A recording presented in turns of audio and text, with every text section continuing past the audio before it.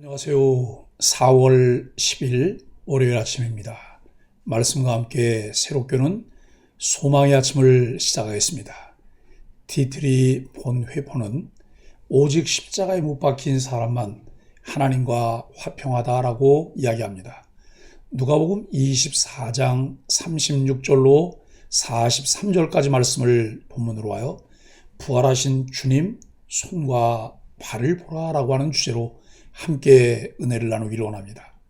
사람들은 너무 기적적인 일은 눈으로 보고도 믿지 못합니다. 부활하신 예수님을 본 제자들이 그랬습니다. 그들은 예수님의 음성을 듣고 모습을 보고도 예수님이 부활하셨음을 믿지 못하고 자신들이 예수님의 유령을 보고 있다고 생각했습니다. 보고 듣고도 의심하는 자들을 믿게 하는 방법은 더 많은 증거를 제시하는 것입니다.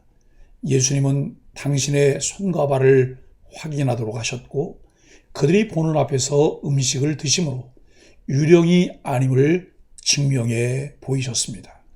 예수님이 소수에게 나타나시는 경우에는 그들의 증언을 다른 사람들이 믿지 않는 경향이 있기에 많은 제자가 모인 곳에 나타나셨습니다. 그리하여 그들이 동시에 예수님을 목격하도록 하셨습니다. 한 번 나타나고 중단하시는 경우도 여러 번 나타나는 것보다 증거 능력이 떨어지기에 예수님은 40일 동안 지속적으로 나타나셨습니다. 사도 바울은 부활하신 예수님이 베드로에게 나타나시고 사도들에게 나타나시고 500여 형제에게 한 번에 보이셨다고 기록합니다. 바울은 고린도전서를 쓰던 시대에도 그들 가운데 대다수가 살아있다고 말합니다. 예수님의 부활은 500명이 넘는 목격자들이 보고 증언한 내용입니다. 부활에 관한 복음서의 기록들은 목격자 자신이 기록하거나 목격자들의 증언을 토대로 기록하였습니다. 만일 예수님의 부활이 실제로 발생하지 않았다면 십자가에 못 박혀 죽으신 예수님은 신명기 21장 23절에 따라 하나님께 저주받은 자로 간주되었을 것이고 제자들은 예수님을 그리스도라고 선포할 수 없었습니다. 그러나 그들은 그렇게 선포했고 그로 인해 대다수가 순교했습니다. 이러한 신앙의 발생은 예수님의 부활 없이는 설명될 수 없습니다. 예수님이 제자들에게 오셨습니다. 이미 여러 사건을 통해 당신이 부활하셨음을 그들에게 알리셨지만 부족하고 연약한 제자들은 아직도 갈피를 잡지 못하고 있었습니다. 그래서 그들에게 오셔서 부활한 당신을 분명하게 보이셔야 했습니다. 보지 않고 믿기에는 그들이 아직 너무 연약했기 때문입니다. 36절로 40절은 평강 주시는 예수님입니다. 하나님의 사람에게는 명확한 특징이 있습니다. 그것은 평강입니다. 그분은 평강의 하나님이시고 당신의 백성을 평강으로 지키시는 분이십니다. 예수님이 이 땅에 오신 이유도 하늘의 평강을 땅 위에 임하게 하시기 위한 것입니다. 예수님은 두려워 떨고 있는 못난 제자들에게 가장 먼저 평강을 전하십니다. 그들이 예수님의 평강에 어울리거나 어떤 자격을 갖추었기 때문이 아닙니다. 예수님이 그들을 사랑하셨기 때문입니다. 제자들은 놀라고 두려워합니다. 예수님이 부활하셨다는 증언을 여러 번 들었고 예수님도 십자가 이전에 부활을 여러 번 말씀하셨는데 그들은 놀라고 두려워합니다. 심지어 예수님이 죽은 자를 살리시는 장면을 직접 봤으면서도 눈앞의 사실을 사실로 받아들이지 못합니다. 그만큼 죽음의 힘은 강력합니다.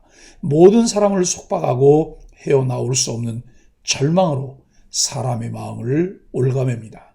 눈으로 보는 것을 부정하게 만들 정도입니다. 그 죽음의 권세를 깨뜨리고 예수님이 제자들에게 오셨고 우리에게 오셨습니다. 눈앞에 분명하게 보이는 사실을 받아들이지 못하는 제자들에게 예수님은 손과 발을 보여주시며 만져보라고 하십니다. 너무나 확실한 증거를 보여주십니다. 41절로 43절은 다시 사신 예수님이십니다. 그런데도 의심하는 자들이 있고 믿지 않는 자들이 있었습니다. 우리의 삶과 믿음, 그리고 우리가 전하는 말을 믿지 못하는 사람이 있습니다. 너무 실망하지는 마십시오. 그들은 너무나 당연한 반응을 보이고 있는 것입니다. 우리는 그저 기회를 얻든지 못 얻든지 담담히 우리가 받은 것을 전하면 됩니다. 제자들이 예수님을 바로 믿지 못한 이유 중 하나는 너무 기뻤기 때문입니다. 부족한 점이 많았지만 그들은 분명 예수님을 사랑했습니다. 인간적으로 연약하고 믿음이 부족에 실패했지만 그들 안에 있는 사랑이 예수님의 완전한 사랑과 만나 그들은 다시 회복할 수 있었습니다. 여기서 우리는 예수님의 제자들에게 가장 중요한 덕목을 발견하게 됩니다. 예수님을 사랑하는 자가 예수님의 제자입니다. 가장 크게 실패한 베드로가 다시 예수님의 가장 충성스러운 일꾼으로 회복할 수 있었던 이유도 바로 사랑입니다. 의심하며 아직 머뭇거리는 제자들을 위해 예수님은 생선 한 토박을 잡수십니다. 하나님이 당신이 하나님이심을 친히 확인시켜 주십니다. 모세에게 그러셨고 기드온에게 그러셨습니다. 물론 보지 않고 믿는 자가 더 복된 것은 맞지만 우리는 대부분 보는 것도 제대로 믿지 못합니다. 그래도 우리에게 소망이 있는 것은 주님이 우리를 꾸짖지 않으시고 사랑한다 하시면서 생선 한 토막을 베어 드시기 때문입니다. 사랑하는 소망의 가족 여러분, 예수님은 언제나 우리에게 오십니다. 우리는 실수하고 배신하고 모자라지만 그분은 우리에게 다가오십니다. 손과 발을 보이시고 생선을 잡수시는 모습까지 보이십니다. 예수님은 제자들 앞에서 음식 드시는 것으로 몸의 부활을 증명하셨습니다. 이는 장차 예수님이 이 땅에 다시 오실 때 우리가 입게 될 부활의 몸이 어떠할지를 보여주십니다. 예수님을 믿어 영광스러운 부활의 몸을 입게 될 그날에 우리는 새하늘과 새 땅의 장엄한 영광을 입습니다.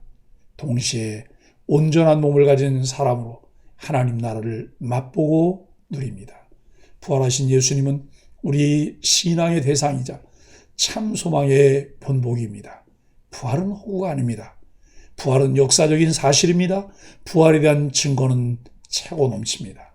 손과 발을 보이시고 음식을 잡수시며 육체의 부활을 보여주신 예수님은 우리를 위한 부활의 첫 열매입니다. 부활에 대한 분명한 확신을 갖고 부활신앙을 믿는 자의 삶으로 분명한 하나님의 나라를 증거하는 소망의 지체들이 되기를 예수 그리스도의 이름으로 간절히 축복합니다. 함께 기도하겠습니다. 시공을 뛰어넘어 존재를 드러내시는 부활의 주님, 두려워하는 자에게 평강을, 의심하는 자에게 확신을 주시는 은혜에 감사합니다. 주님의 손발을 만져보고서라도 부활을 믿는 자가 되기를 원합니다. 확고한 부활신앙으로 죽음을 두려워하지 않고 영생의 소망을 품게 하여 주옵소서. 예수님의 이름으로 간절히 기도합니다. 아멘.